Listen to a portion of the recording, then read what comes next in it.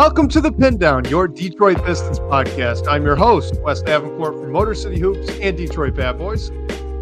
And I'm Blake Silverman, writer for Detroit Bad Boys, covering everything from the Pistons to the NBA draft and the Motor City Group Goose. All right, guys, so we are recording right after the Pistons' pretty exciting and rather eventful 118-112 victory over the Brooklyn Nets. But Blake, really quickly, before we even talk about that, you had a pretty incredible opportunity to interview one of the Pistons' newest players. Why don't you give everyone a little preview of that interview?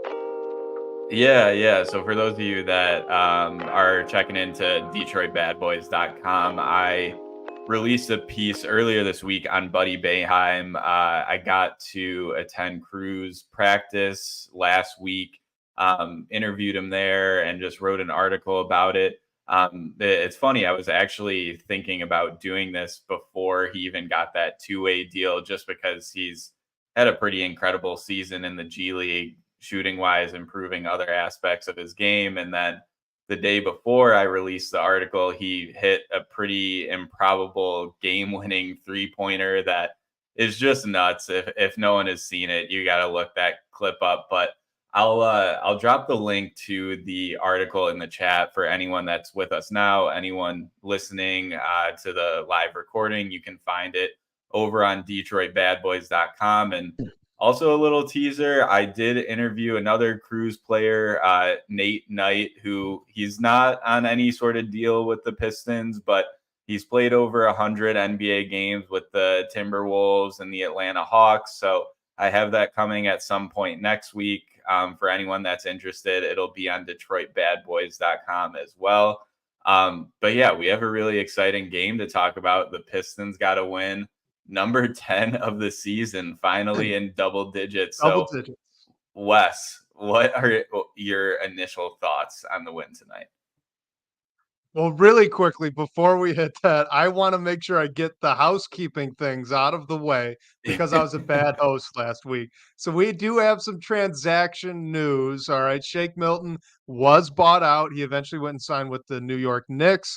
And then just recently, Taj Gibson was signed to a 10-day contract per Adrian Wojnarowski at ESPN.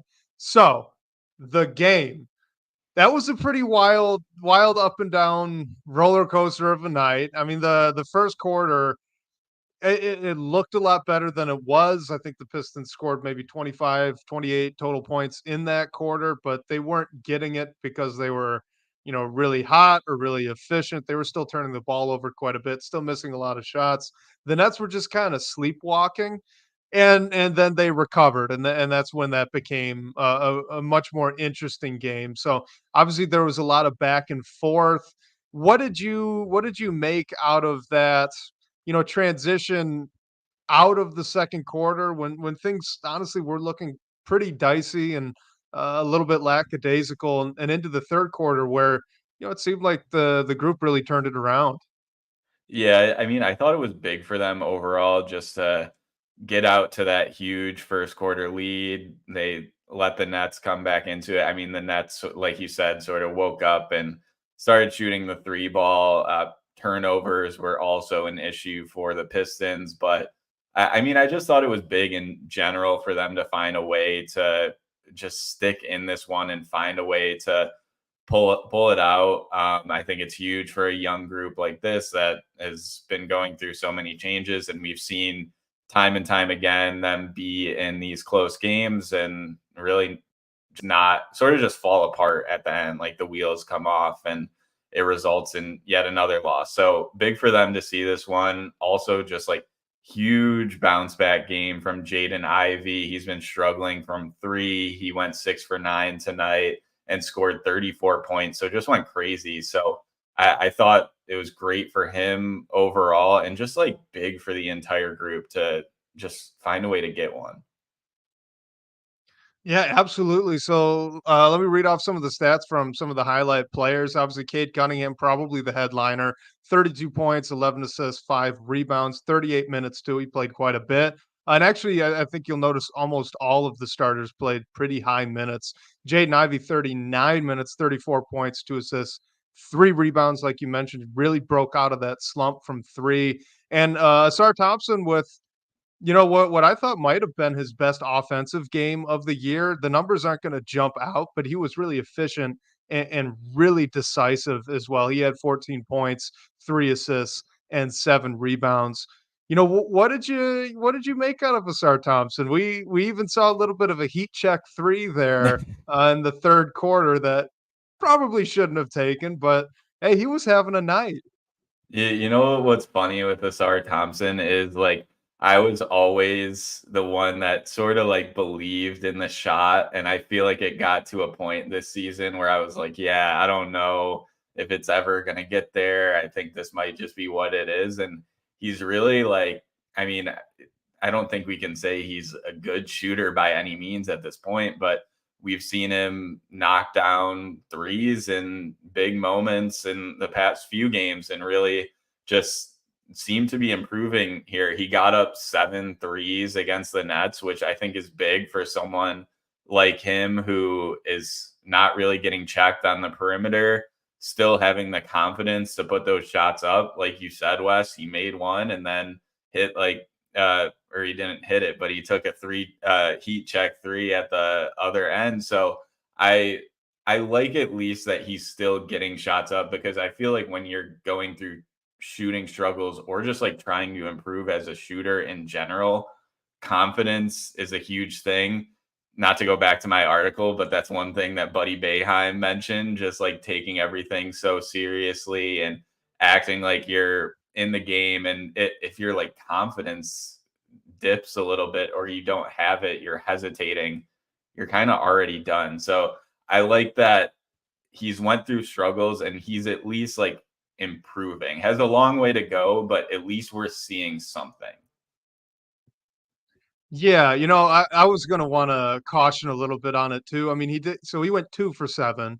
I think we could pretty reasonably throw out at least 1. There was another one that was kind of a late shot clock heave, that, he really didn't have much choice in taking, and then Grenade. then the heat check that you mentioned, where he just shouldn't have taken it even though he did, but so he goes 2 for 7. The one thing I will say is that I think his makes are starting to look better. His shots slowly becoming just a little bit more fluid. It's less, two motion and rickety for lack of a better word. And so I think that is probably like you mentioned a function of him being more confident in it.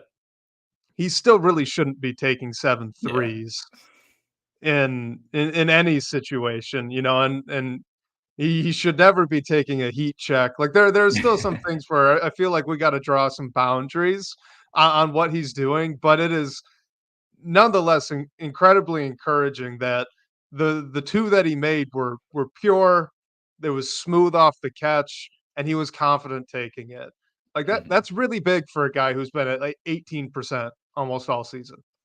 Yeah, and like it's still, I guess mechanically, like his jumper, just like from three, doesn't look super, I guess, like natural or smooth to me in general. But I mean, just the fact that you can like see some go through because what we all saw, he went through those stretches where he wasn't even hitting anything close to the rim. And like, I just can't even imagine like what those do to confidence. Like it Yeah. almost it makes you cringe when you're watching it, so I can't even imagine, like, just being there and, like, going through it yourself, so I mean, I think it's huge at least to just see a couple go in here and there. The volume is a little bit more than you would want, especially when you're in a tight game like this, but at least it's not like a total goose egg, you know? All right, let's talk about what I thought was probably the best thing that he did on offense all night, and that was how decisively he got to the rim, either on cuts or on rip and goes, right? He's still not being really ran at when he catches the ball at the three-point line, but guys are taking a step towards him, and, there's a little bit of a Jaden Ivey thing going on where he's just so athletic where that one step is all he needs if he goes right away. And that's what he did against the Nets. I mean, he had the uh, that poster dunk over Nick Claxton that looked pretty great. I think he took off from maybe a foot inside the free throw line. He flew through the air, but on that cut, it was hard, it was fast, and like I said, he was really decisive with it. I think him starting to feel his spots, better like this, where he's comfortable making those quick reads, that's really gonna help him score the 14 points that he did against the Nets. I mean, there's no free throws there either. So 4 out of his 6 makes were at the rim. And honestly, I think that's pretty repeatable, don't you? Yeah, 100%. And I think like what you said about just being decisive, like I think decision making is something that it comes along eventually for younger guys, but it's something that a lot of them struggle with. And just the athleticism that Asar has, like, I mean, was really the just like prime skill that both him and his brother you could look to and be like, we really have something with these guys. Like, he can do things that not many players can on the floor or in the league. So I think if he can just pair that with an ability to make good decisions, then he can definitely get to the rim and like make the other team pay. You brought up Nick Claxton. He was clearly getting under Nick Claxton's skin like the whole game, which was nice to see for a rookie. He did turn the ball over 3 times, so I don't think he's anything close to like an extremely polished decision maker. There's still mistakes to tighten up, but you can definitely see the vision at least, with which is huge for a player at his age. Well, and let's, quickly let's hit on the turnovers and then circle this back into a little bit more conversation about Asar because we did get a question about him that I want to bring up here. Um, Turnovers. Asar Thompson had 3, like you mentioned. Cade Cunningham had 5. Jaden Ivey 4. Everyone off the bench, only a couple of people had 1. All right, Fontecchio had 1, Fournier had 1, and Wiseman had 1. The other 7 turnovers that accounted for the 22 total that the team had for the night were Isaiah Stewart and Jalen Duren. Stewart had 4, and Duren had 3. So honestly, to me, I thought there was a little bit of a, blessing and a curse within these numbers. The guys that you expect to have more turnovers because they are handling the ball so much, that being Cade Cunningham, Jaden Ivey, and Asar Thompson now too. He's getting a lot more ball handling reps. Those guys had between them 12 turnovers, so that's over half. All right. And like I said, that's expected. All your veterans off the bench, they took care of the ball really well in their minutes. And then you had the really unfortunate front court turnovers by guys that really aren't dribbling the ball all that much. And truthfully, a lot of those turnovers came with them trying to pass between each other in high low actions that probably weren't necessarily there right at the time. It's good. I want to say that it's good that the majority of these turnovers were by the guys that are handling the ball the most, right? You didn't have too many rogue ones. At the same time, the rogue ones that you did have were pretty killer. It was 7 of them, and that number should, I mean, at a minimum, be cut in half. Yeah, and the thing, like, I feel like when I look at the turnovers, I kind of give Cade and Ivy a little bit, maybe even more of a Mhm. break than I should. But just like you said, they're your primary ball handlers. Like, they're gonna turn the ball over at certain points. So I always just really focus on the turnovers that we've seen from Jalen Duren. Like, we saw 4 turnovers from Isaiah Stewart tonight, 3 from Asar Thompson. Just finding ways to limit those. A lot of the ones that I saw were just like pretty careless, like throwaways or offenses just stalled and you got into making like a bad decision. So, I mean, I hope that there's some sort of solution. We just haven't really seen it yet. And the thing that's killer about them is like the ones that are like backbreakers where they just like throw the ball away, someone makes a wrong read and no one's there. I did notice like a couple points tonight where after those they were like slower to get back on defense. It didn't necessarily result in the Nets getting like points or anything like that, but it resulted in them getting good looks just because the defense was scrambling or maybe a little bit slower to get back because it were just like their back was broken by that turnover and they were upset about it. So just gotta figure that out. Like you turnover, I think they had 12 turnovers at half. They averaged something around Yep. 16 a game, which is the top towards the top two or three in the league. I think if you just limit the turnovers from guys who are not your primary ball handlers, at least you can get somewhere where you can get by in these games without always looking like, oh, they're turning the ball over 12 times and a half again. And that's why they let the other team back in it. So I'm hoping it's something that can be clearly fit if it's this year or next year. But yeah, it's just I just keep looking to like Duran and Stewart and trying to like limit them turning the ball over in the ways that they have. Well, you bring up a really good point. And I think we ought to touch. I think we need to touch on it before getting to this question here. And that's that. Look, your lead ball handlers in Cunningham, Ivy, and to a certain extent, Asar Thompson right now, they're all very young, and those young ball handlers are going to turn the ball over. Okay, that comes with the territory of being young players in the NBA. What that means for the rest of your roster is that you have a much slimmer margin for error because Cunningham, Ivy, and Asar Thompson together had 12 turnovers. You mentioned it. The Pistons on average are at 16. That's the second worst in the NBA. That means you had, in order to hit your average, four turnovers that you could have allowed from everybody else on the roster. Now the bench held up their end of the bargain. The starting power positions didn't, right? And again, those guys are pretty young too.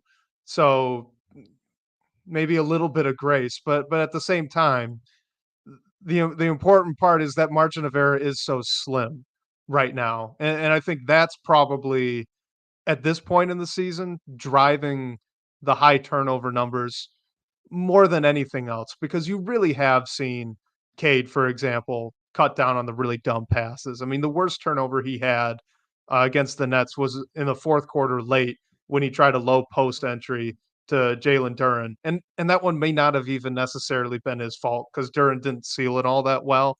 It just was a pass that you probably shouldn't have made. Should have gone somewhere else instead of to Duren in the post with 5 seconds left on the clock, right? Um, they've cut down on the dumb ones, for lack of a better descriptor. But the number's still gonna be high because 'cause they're young, and that just makes it so much harder for everyone else.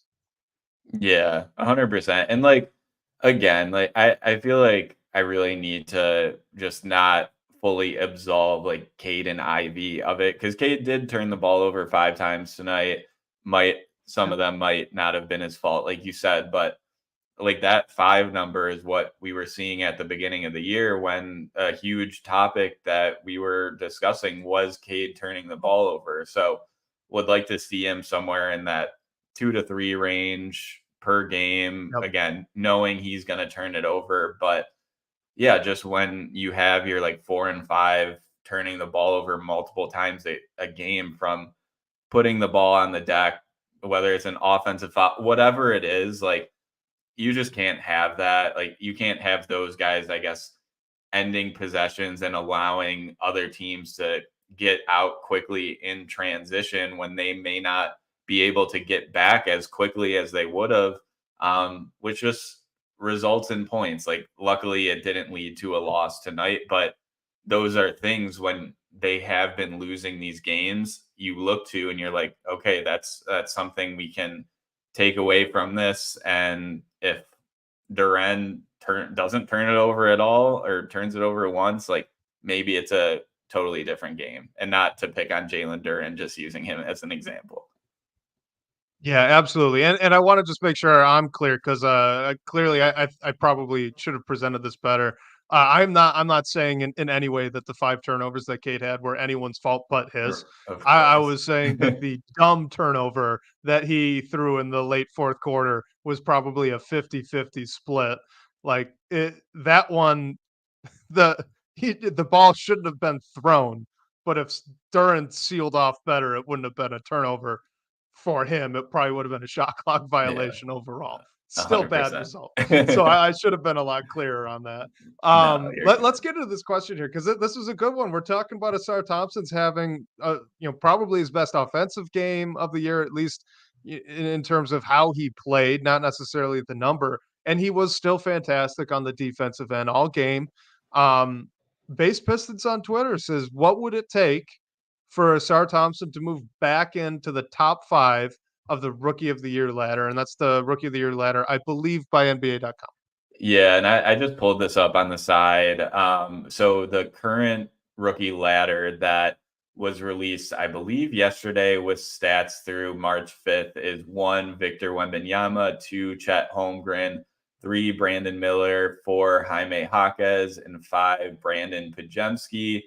Just to briefly touch on the next 5, you have Keontae George, Derek Lively, Cam Whitmore, and then Asar Thompson at 9 with his brother Amen just quickly following. I honestly think it would take a lot for Asar to get into top 5. Like, if you're like, I don't think he's really gonna. I'm just gonna throw Wemby and Chet out. Like, they're always gonna be in it. Like, he's not gonna crack a guy like Brandon Miller. Jaime Jaquez is playing a pretty big role on a good team. Same with Brandon Pajemski. I don't really know like if there is a path for Asar to get there necessarily. And I don't think that's necessarily a product of what he's doing because he's doing incredible things on the court and he contributed to a win for the Pistons tonight. But even like a guy like Keontae George, who's at 6, has been playing out of his mind. Derek Lively is playing in a huge role for a playoff team. I just think it's going to be difficult. But if he can, like, when he was towards the top of the rookie ladder at the beginning of the season, I think a lot of it, like, he never went off for a crazy amount of points. Like, a lot of it was what he was doing defensively, like the blocks and steals that he was getting. If the Pistons make a, like, I don't want to say a run, but if they could string together some wins, I think he can move towards at least that 6-7 range. But I just think a little bit of a product of the team he's on is going to make it really, really difficult for him to crack that top 5 that has a ton of good rookies that are playing in meaningful roles on playoff teams this year. Yeah, I was going to say the exact same thing, unfortunately. And then I'd add too that, listen, I understand that this is, meant to be a bit of a power ranking so that it's fluid throughout the season. But at the same time, it's a national thing. Okay. Right. So a lot of that, the guys that are in the discussion for the top 5 are more or less decided by the All-Star break because you make your first impression, you back it up, and then you're in. And that's kind of how these things go when you're dealing with, it's not a national writer's fault that they're not paying super close attention to the Detroit Pistons in March when they just now won their 10th game. Like, you can't really blame them for that. But that's the hurdle that Asar Thompson has in front of him. So, truthfully, for him, what would it take? He'd need to start doing things that Asar Thompson doesn't do, like scoring 30 points a night and, getting a bunch of triple doubles, like he'd have to start doing those things. And one, it's not reasonable for us to expect that out of him. And two, even if he did, he still might not crack it just with the way things are. So I don't think it's possible, even though he's had a fantastic rookie year. Yeah, and one quick thing that now that I'm looking at this latest rookie ladder, and just a shout out, Steve Ashburner who wrote it. He called out that Asar shot 14.5% from three through January. Since February 1st, he's up to 28.6%. So I think that is really what helped him sort of get back in this conversation. After the last ladder they Definitely. released, he was tied for number 10. So now he's in number 9. So moving up a bit, maybe like the path for him to at least move up, not necessarily like crack the top 5, is like he's averaging 8.8 points per game and 6.4 rebounds per game on the season through not including this most recent game against the Nets. So maybe if he can like, I don't know, get close to averaging a double double in the remaining games, like maybe that's a Mhm. path for him to at least move up. But I think it's going to be really difficult just based on the other names that are here and the team that Asar is playing for. And of course, a lot of that early season hype was driven by the flashy defensive Hmm. plays he was making, right? All of the blocks, all the steals, like you mentioned. He's still getting a lot of those, but now they're just a little bit more routine. Early on in the season, he was doing it with a little extra force that you get with a rookie with those fresh legs. So, okay, maybe he starts getting the flashy stuff again, and he'll shift up a few spots. Like you said, I'm still not expecting top 5. So, all right, this is from Christopher Franks. He says, Evan Fournier's minutes. Could we give them to someone else? Stanley Amude, maybe. This is tough because like I've kind of liked what I've seen from Evan Fournier, and it's funny because when all the moves were made at the deadline, like he was the one name that stuck out to me that I thought probably it either would be out of the rotation or not on the roster once the moves we made went above the amount of guys you're able to have on the roster. But he's stuck around. I think he's provided some good minutes. I mean, he didn't do a ton against the Nets, but he still made like he got a steal, which made like a pretty nice play on defense. And the team needs shooting. He was over 1 from 3 against the Nets, but I think he's a guy that you can go to and a team that was like looking to have veteran presence on the floor, and all of a sudden they like really don't have much of that. You still have Troy Brown Jr. on the bench, who was a DNP CD against the Nets, and you bring in Taj Gibson for the 10-day. So you have those guys, but other than that, like it's really like Evan Fournier as your vet. So maybe they want at least one of those guys on the floor, and Fournier's the guy. I do think giving someone like Stanley Amude minutes is interesting. He's played well in the G League this year and has showed flashes for the Pistons. So as we get later on in the last 20 games of the season, maybe you do give younger guys an opportunity to show something. We don't know what's going to happen after Taj Gibson's 10-day. Maybe they bring some other interesting name that's a younger player to bring in and see if they can show something. So, in short, to like answer this question in terms of Fournier's minutes, I think they could give them to someone else, but I don't know if they necessarily will. Well, I don't know if they really should. You mentioned that you've kind of liked how he's looked. I have too. The defense hasn't been as bad as advertised coming to Detroit out of New York. And let me just read off what he's been averaging with Detroit since the trade deadline. All right. 8.9 points on 37.5% from three in just under 19 minutes per game. Like all year, we've been clamoring that, hey, they need floor spacers. Well, he's shooting that percentage on 4.5 attempts off the bench in not a lot of minutes. He had 12 against the Nets, wasn't his best night, but he had a couple really nice defensive plays as well. Like I think he's been solid for what he is, and that's a guy off the bench that, like you mentioned, veteran presence, stabilizing guy, and then shoots a lot of threes, and that's pretty much what you expect to get out of Evan Fournier, and that's what you do get out of Evan Fournier right now, at least if he keeps this up. So, I don't see any reason to even shift those minutes to, a guy that you sign off the street. Like he helps out guys like Marcus Sasser, Jaden Ivey, James Wiseman, who by the way had a really nice night against the Nets. We didn't get to touch on that, but Fournier helps him out. Just his veteran presence and his shot making off the catch. It really helps a lot of these young guys out. It gives them an outlet when they drive. It gives them these one more passes to boost up some easy assists and get some more confidence. I mean, that's a really important role, and you can definitely trust Evan Fournier to play it. So I don't think he should lose many minutes at all. Yeah, and another thing with a guy like you mentioned, he helps out some other players.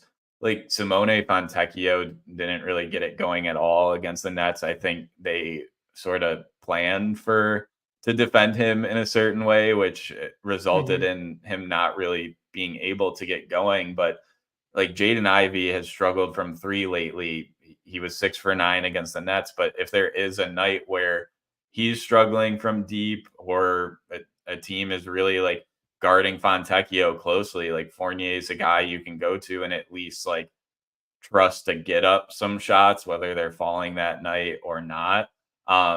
But so yeah, like I'm with you there. I think his minutes haven't been a negative by any means, which I wasn't necessarily expecting when he Oh, came me to either. Detroit. Yeah, so I mean, I don't see it really falling in the near future unless the season gets to a point where they really do want to shut some guys down and give like the Stanley Amudes of the world just some like run in the final 10 to 15 games or whatever it is. All right, let's jump over to this one here from Hero Ball in the DBB comments section. They're asking, based on analytics, what lineup gets this team the most wins moving forward? So this is obviously a little bit open ended. We both took a different metric that we rated it on, and I think we both came to the same answer. So why don't you go first, Blake? We did, which was funny that our minds were in the same place, just got there a little differently. But yeah, I think the lineup that we both came to is Cade, Ivy, Duran, Fontecchio, and Asar Thompson.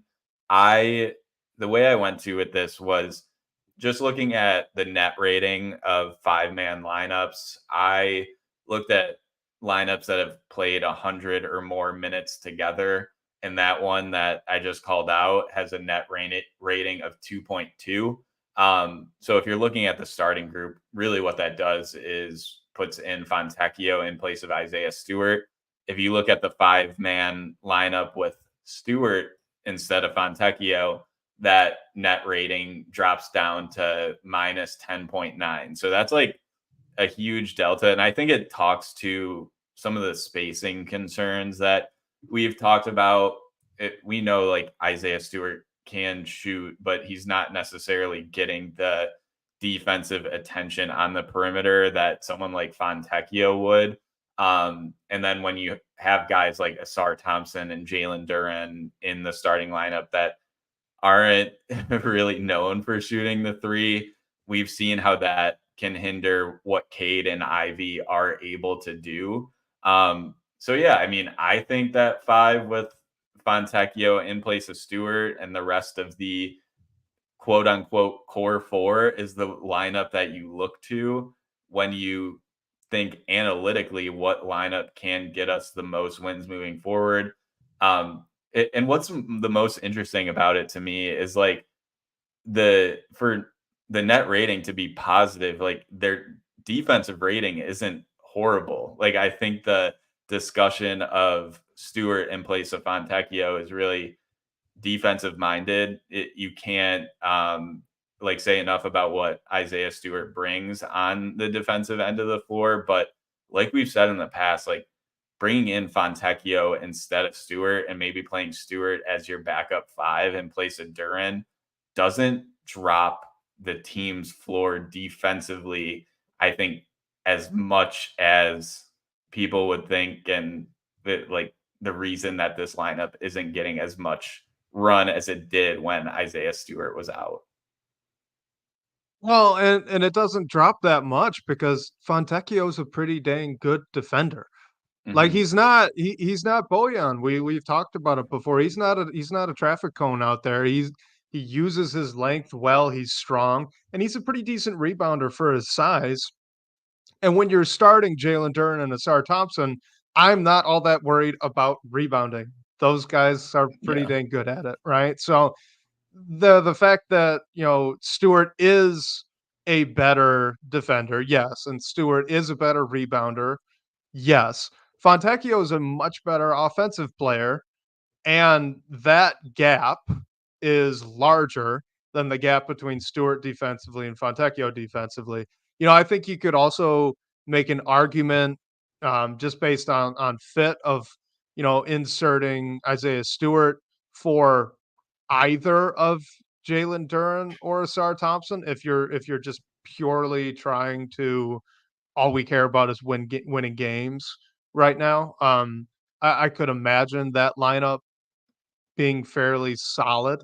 That lineup hasn't gotten many minutes. We did see it a little bit against the Nets with Stewart playing the five as Jalen Duren went into some foul trouble, and honestly, it did look pretty good.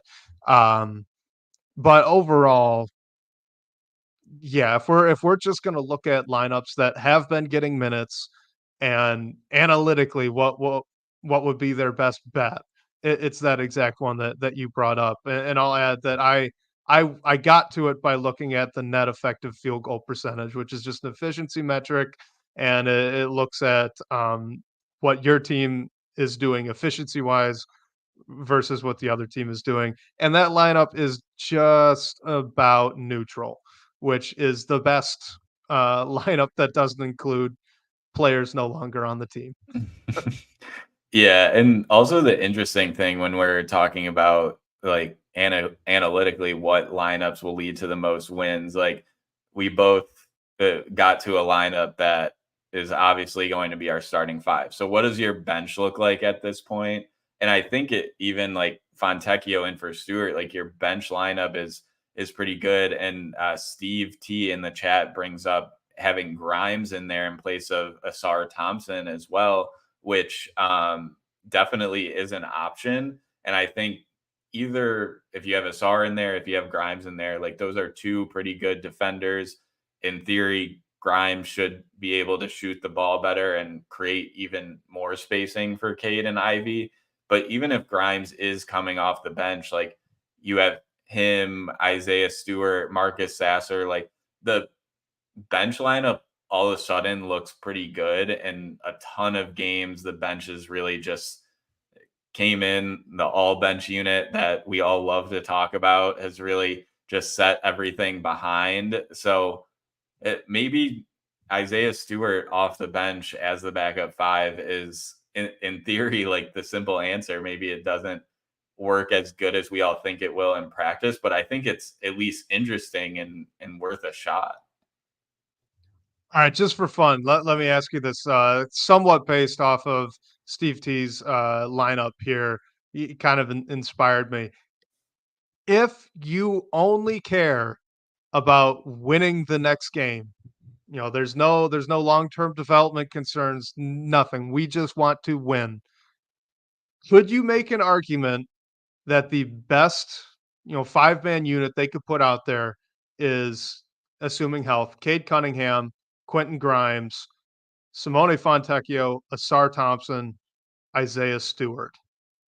Oh man, I'm gonna say no, just because I think you need to have No? Jaden Ivey I was out just there. curious. Yeah, yeah, which is an Well, the interesting one. 3 and D, right? The 3 and D. Yeah. Yeah, I mean, it lends itself to, like, the spacing and defending discussion that we've had and we know is a priority, but I think you especially I know we're talking about just winning the next game, but I think especially in this season, you need to see what you have with Cade and Ivy playing next to each other. We've seen Ivy go through some shooting struggles. He looked good against the net, so hopefully that continues, but yeah, I think you have to have him in there and playing a strong amount of minutes. And yeah, I mean, if he's coming off the bench, like he has to get in the game in like 3 or 4 minutes, I think. For what it's worth, my yes and no answer was gonna be like, yeah, if you really only cared about winning tomorrow, that would be the lineup you should use, but you should really not only care about Yeah. winning tomorrow. There's a lot more at stake at this point when you've only won 10 games on March 7th as of our recording right now. But fun hypothetical, so why not? Thought I'd bring it up. This is from Philip Binder. Should be a pretty quick one. Any word on how much longer Quentin Grimes will be out? I haven't heard anything. Don't know if you've heard Me anything neither. different. You're a lot more connected than me. But Yeah. listen, I mean, I know he was practicing, he was getting shots up. It sounds like it's kind of a knee management thing. He's obviously a little bit more of a long-term asset for this team. It doesn't seem like it's anything to really worry about. He's just getting some extra rest to let it heal up the rest of the way. Do you have a different impression? No, I mean, to me, it's kind of just like a bummer. I don't Yeah. know anything. Just going off of what we've all heard, it seems like they're being a bit more cautious with him. Like maybe the knee injury is a bit worse than or not necessarily worse, but is just taking a little bit longer. It's just like a bummer to me because like I want to see him in there, and whether he is like a long-term starter on this team, or he is one of those guys that you bring off the bench that really raises your floor defensively of your second unit. And I just want to see more of the shot from him. Like he hasn't had a great year overall, and he had one good shooting game since he's come to Detroit. So I want to see him like string a few more of those together, or at least just see him get some shots up to see if he can really be that 3 and D, like 2-3 guy that you can plug into the starting lineup, or helps you, I guess, build an identity, as cliche as it sounds, in your second unit. Yeah, absolutely. And I mean, with every lower body injury, you got to bring up that very well could be the reason he's not shooting well right now. If he's not getting the lift that he usually would get on his jumper, or getting that lift takes a different amount of effort, and you have to deal with some pain. Like all of those things can throw it off. So maybe that's part of it. Who knows? We won't know until he's healthy, and he probably won't get healthy until he gets this rest. So hopefully it's not too long.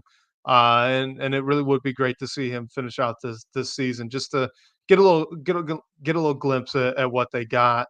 Let's go to this one from our guy Camille. He says, "What is Fontecchio's contract value to you?" So I want to spin this into an off-season conversation. Obviously, it sounds like the Pistons are very invested in keeping Simone Fontecchio around. He's going to be a restricted free agent. So, what would you value the next contract for him at? Would it look a lot like Isaiah Stewart? More? Less? Where are you at with him?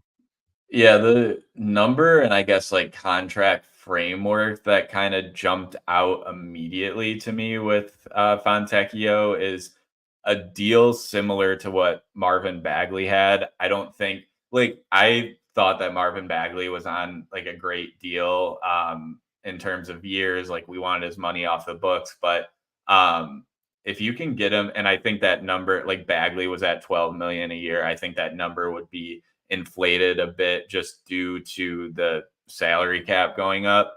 So that puts him somewhere in like the 15 to 20 range for me. And that number almost gets you like on the higher end is what Bojan was being paid on his contract. So I think the question to me, which like I'm not sure, like I'm leaning towards yes, but I'm debating if he is a $20 million player, which honestly isn't a ton with how crazy the salary cap is getting.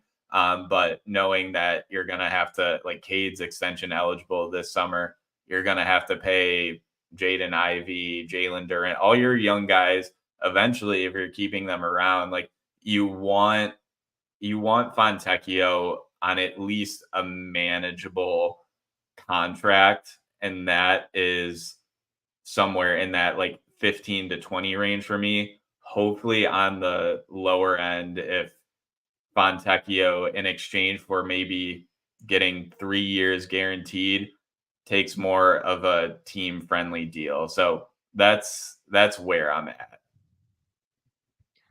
I always find it helpful to think less about the number exactly and think more about how that number relates to the full mid-level exception. All right, because the salary cap, it keeps rising and it's going to consistently be rising over the next few years as this new TV money kind of trickles in. The current mid-level exception for this year is about $12.5 million. Next season it'll be just a touch under 13. So the question I think to ask is Simone Fontecchio a mid-level exception guy? I'm pretty confident that that answer is a no. I think he could probably get more than the mid-level exception elsewhere, outside of Detroit if the Pistons were to let him go do it.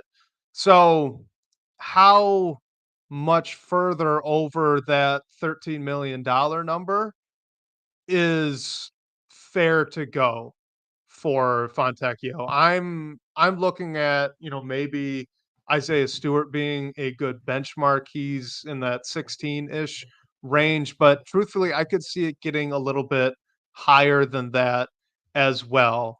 I mean, maybe Isaiah Stewart, isn't viewed as a long-term bench piece, but the contract that they gave him is a pretty good value for a third big on a good team.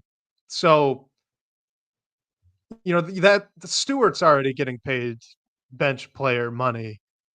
Fontecchio looks like they view him as a bench player as well. So, I could see anywhere between 16 to 20 actually being the number that he gets settled at. And again, guys, with the way that the salary cap's jumping right now over the next few seasons, that's only going to be, if he gets at 20, I believe that's only going to be 5 or $6 million over the mid-level exception by 2026. Like, that's it sounds like a lot of money, $20 million. It's not gonna be a lot of money as we progress through this contract. So for me, anything between that 16 to 20 is absolutely in play, and not only would be in play in Detroit, but would probably be in play most anywhere else he looks. I would be shocked if, it's a Marvin Bagley-esque deal where it's effectively the mid-level exception at this point. Yeah, and the thing with Fontecchio, which I think might even lend him to getting something in the higher end of a range, we think, is like he has the archetype and the tools that are coveted across the league. Like 3 and D wings are getting paid like crazy amounts of money. Like I'm not saying that Fontecchio is in the stratosphere as some of those guys that are getting that type of money, but what he is like valued across the league. So I think you do have to expect that. Yeah, and again, like the numbers don't really scare me because, like you said, the salary cap keeps going up and the deals are going to keep going up to follow it. Like I think Bagley was on an affordable deal relative to the cap, and I'm hoping that they can retain Fontecchio for something similar, but the number is going to be a little bit higher just because things keep going up. And I just want to bring this up too because I see a lot of panic in the comment section here, and I know I can feel it. I can feel it for all of you listeners at home too.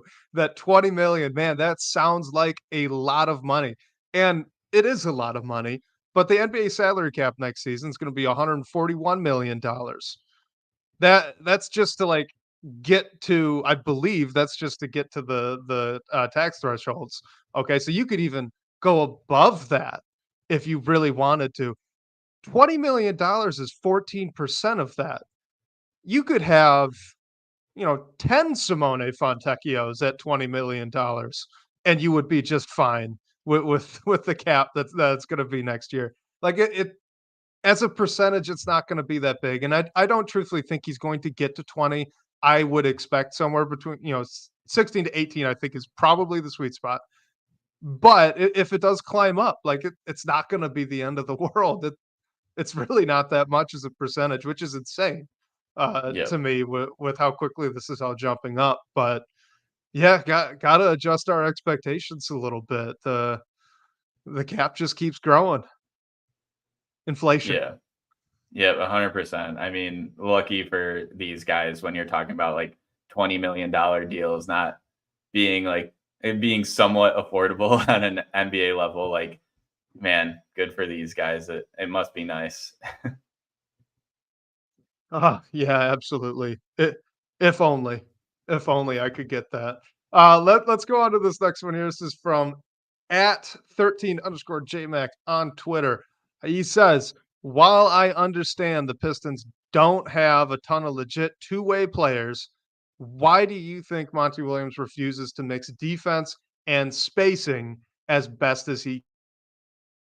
Yeah, and this ties into it. Monty had a quote. I think it was in a pregame that our beat reporters mentioned, like when you're trying to stagger like Cade and Ivy, it goes to, I guess, what you're gonna like who you're gonna plug in next to the other, and I guess playing two small guards at the same time. It sounds like he's prioritizing size a decent amount, which sort of lends to not staggering and everything like that. So yeah, it's sort of confusing to me why Troy Brown Jr. is all of a sudden out of the rotation. Like, I think he might be able to be plugged in and sort of like absolve some of these concerns, but the other side of that is shortening the rotation that we also desperately want Monty Williams to do. So yeah, it's a confusing one, and mixing like defense and spacing, like our starting lineup when you have Stewart, Asar Thompson, and Duren in there, like isn't doing that. And we just talked about the best starting lineup analytically that will lead to the most wins in theory is inputting Fontecchio for Stewart. And yeah, like Fontecchio provides the spacing. Stewart's a much better defender, but when Fontecchio comes in, he's not like a total liability on defense like Bojan was. So it's confusing to me. Like I don't know why he refuses to do it, honestly. Like I think hopefully he tries things in these last 20 games, but if we've seen anything throughout the whole season, like I don't know, he's kind of just like sticking to what he's sticking to, and we may not see anything different.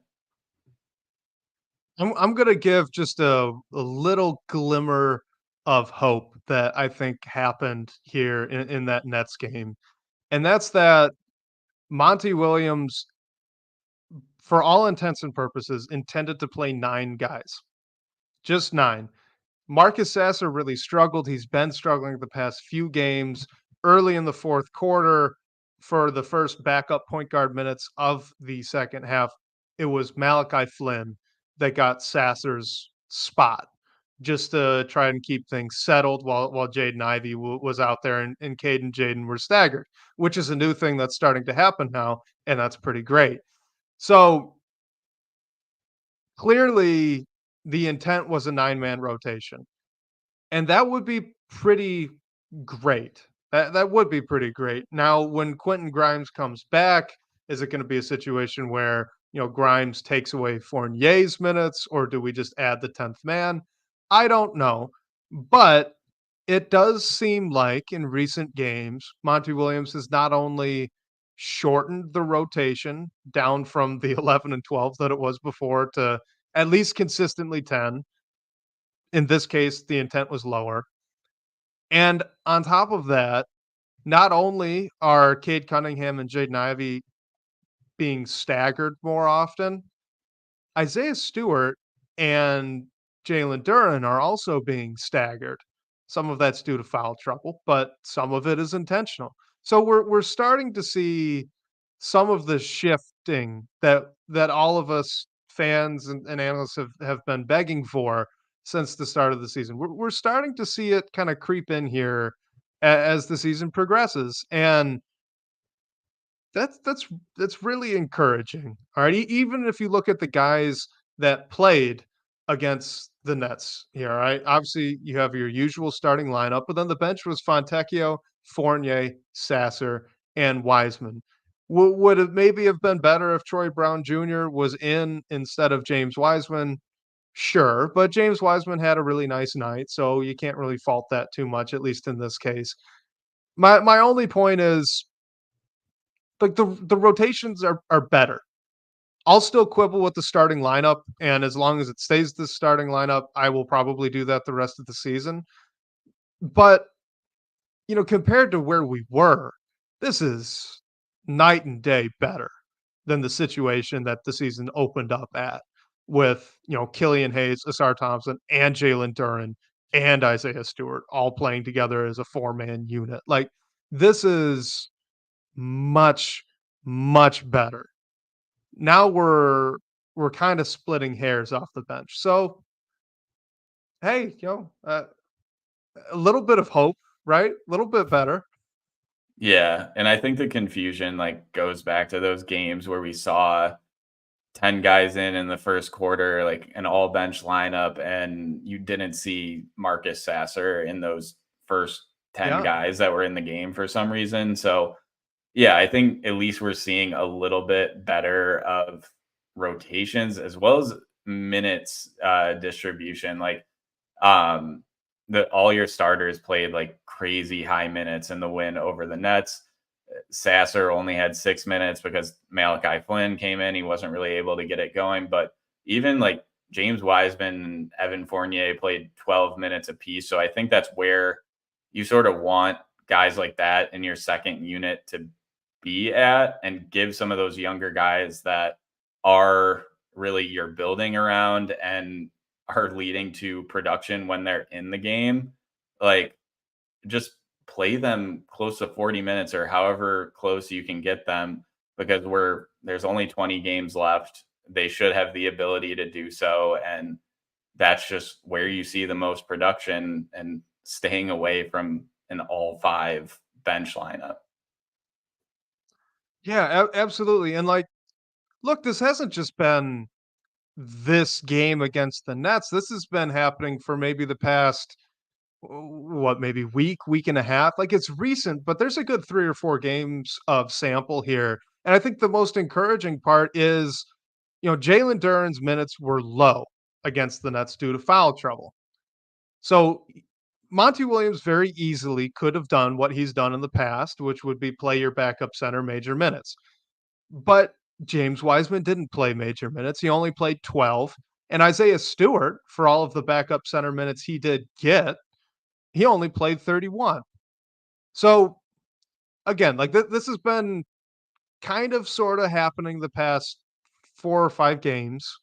And it is a really positive trend. It is a positive trend. Maybe it's not perfect, but I mean, I'm not the coach, so the coach isn't going to do exactly what I want to do. That's just how this all works. So I'm encouraged by it. I'm really encouraged by it.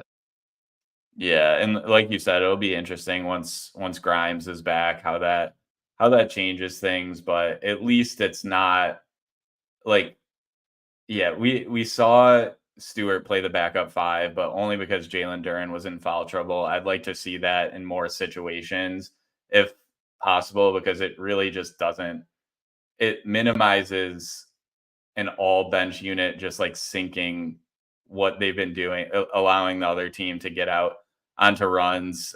The Nets were able to get back into it when the second unit was in. And again, like with the starters playing, like Cade and Ivy playing close to 40 minutes, Asar Thompson playing over 40 minutes, it helped them pull it out in the end. I don't think it's like perfect by any means. There's a ton of stuff that they need to clean up. But if you can more like manage the minutes similar to how they were against the Nets, I think it'll put them in better situations at least. Well, and real quick, I mean, here's the thing, Blake, with this Nets game, right? Jalen Duren, yes, he was in foul trouble, so his minutes were lower, but Jalen Duren still does not consistently get, more than 35 minutes a night. All right, he's still a fairly for a starter, fairly low minute starter. It's usually around 31 to 32. Okay, so he played 30 minutes.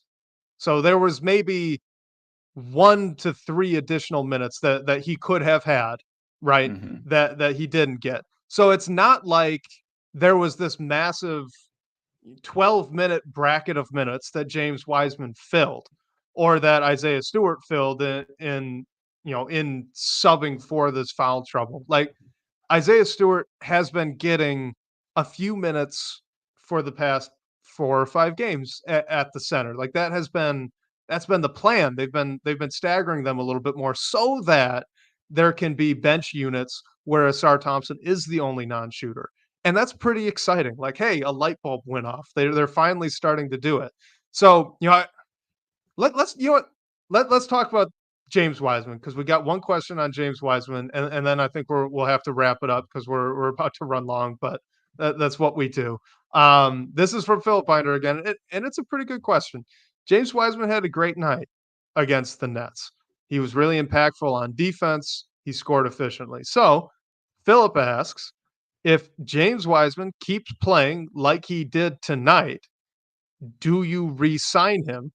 And let's just make sure we have the stats for him. It's 10 points that he scored. He grabbed 3 rebounds, blocked 1 shot, and was generally more impactful as a rim protector than that 1 block shot indicates, only in 12 minutes. Yeah, I mean, I'm gonna say no. I think if you had any like inkling to re-sign it, it would have to be for a minimum. But I'm leaning towards no. I feel like you know what James Wiseman is at this point, and I think uh, if not priority one, a very high priority is getting a defensive minded backup big if Stewart isn't the long term solution at the backup five. I think even if Stewart is the long term solution, you still need a defensive minded guy. Like Wiseman has showed some flashes on some nights offensively. We've seen him improve a bit as a rim protector, but I just think overall he's not a good defender, and I don't really see that improving very like much in a new deal or anything like that. So I think in the role he's in, you just need to give that roster slot to someone who's gonna come in and just be more of a positive defender, like what you're looking for out of that role. Like just having a defensive minded guy as your backup big on top of like relating to all the defensive concerns that we've been discussing from Jalen Duren. I think it's one of the top priorities that this team has to address. Well, you kind of mentioned it. I do honestly believe that defensive minded backup five that's already on the roster. That's Isaiah Stewart. I mean, a huge priority for me this offseason would be adding another kind of combo wing forward type that's actually really really good to push Stewart into that role. Now, look, James Wiseman hasn't been good in Detroit. I think we can all agree on that. He's not been a very good backup center in the minutes he got. I mean, he was beaten out by Mike Muscala even for that backup role before Muscala potentially kind of asked to leave and go elsewhere. If he plays like he did against the Nets, which in his defense, he's played like that before. This isn't the first time that he's flashed really positive rim protection skills for a low usage backup big. Throw All Star, Chris Bosh, whatever your comparison was for him on draft night, throw that out the window. For a big that maybe gets 12 minutes a night, 15 minutes a night, that's not going to shoot a lot and is just going to try and block shots. He's flashed the ability to do that on a few occasions. So if he does it consistently over the last 20 games, like you said, bring him back on a minimum. I know he's technically a restricted free agent. There's no world where they pick up that qualifying offer. It is way, way too high of a number because he was the number 2 overall pick. So treat him like an unrestricted free agent. If he wants to stick around and the Pistons, think that he played well enough as a defender to be a break glass in case of emergency, third center on your roster just in case someone gets hurt. Yeah, absolutely. Keep him around. He seems like by all counts, he's a great guy, good kid, hard worker. Teammates love him, all that stuff. So I think he has a chance to prove himself, to prove that he should stick around. I don't know if he will, but look, if he's gonna be consistent over the last 20 games as a defender, as a shot blocker, and as a rebounder, and make the occasional dunk every now and then, yeah, sure, keep him on the minimum. That'd be just fine with me. Yeah, I mean, I think even if he was that like break glass in case of emergency center, like I would like someone that was at least a bit more known as a defender. Like I'm almost okay just giving up a bit on the offensive side just because I think defense in that slot has been such a problem overall. So I would lean towards trying to go and get someone else, but if he is like all that's there, which is sad to say, like I guess a minimum is fine, but I hope they go in another direction at least for that third center if it ends up being a second center, whatever it is. Well, we're kind of answering different questions at the same time, right? Because if we assume that James Wiseman is consistent as a defender over the last 20 games, then I say, yeah, okay, re-sign him. Do I expect him to be consistent as a defender over the last 20 games? No, I don't. I really don't. He hasn't been consistent all season. So, like directly, Philip, to your question, like if he's gonna do it, if he proves himself, definitely third center. Love it. Keep him around. How realistic is that? Gosh, I don't know. Probably not all that realistic at all. And since we are talking on free agents, I wanted to bring back up the numbers because I did get more detail on it. So the salary cap, $141 million. The luxury tax kicks in at $171 million. And then your first apron above that is $178.5 million. Your minimum team salary, which is exactly what it sounds. It's the total salary that the team has to have on the book when the season starts. $127 million. And the Pistons have so much cap space, Blake. So Yeah. much cap space. So if you're telling me as the 15th guy to get to a number in total cap that is acceptable, that you bring James Wiseman back as your emergency option, I might have convinced myself. They're gonna need to sign so much cap, man. They need to give out so much money this offseason, and it's gonna be hard with this free agent class. It's gonna be hard. Yeah, I mean, I just hope there's someone else out there, even if it's like a vet towards the end of the Yeah, and to yeah. the end of their career. Like I think that was kind of the idea of, I mean, just bringing Taj Gibson in a 10-day. Like I just think that hasn't really been addressed, and I think that's one of the priority. I don't know if a ton of cap will come out of it. I think you need to look elsewhere first, but I mean, it seems like this front office believes in Wiseman. So if they do and they can get him on a minimum and they have nothing else, sure.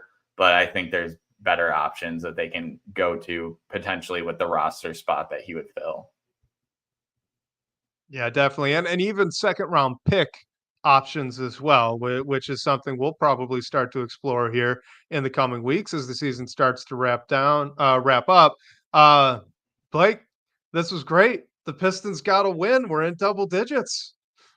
Yeah, it was fun to record after a win, and yeah, a win that got us to double digits on March 7th when we only have 20 games left. So hopefully they can string a few more Hey, look, together. look, But look, look. We were asked early on during that 28 game losing streak if the Pistons would even get to this point by the end of the that's year. true. And we sat there and we said, guys, I don't know. Yeah, And very they true. did it, Blake. They Very did it. true. Good for them. Hopefully they can get a few more to get past whatever that magic number is. I think it's 13, right? For like the worst Yep. record. Okay, well, Oh no, no, hopefully no. they They already passed the worst ever record. So Oh, they should be yeah, good. that one was in like a shortened season. So yeah, Yep. hopefully they can at least who knows, try to get to 15. I feel like that's a good number to shoot for, play for something, Not but the number one pick anymore either, by the I way. know, and which it'll be okay. There'll be interesting guys on the board no matter wherever they are selecting. So yeah, can't wait for that discussion to happen too if they string a few more wins together. But special thank you to Sean Corp, managing editor of Detroit Bad Boys, for supporting this show. And shout out to you guys for the great questions and talking points tonight. We'll catch you next week, whether on your commute or live with us here on YouTube. We can't wait to talk more Detroit basketball with you.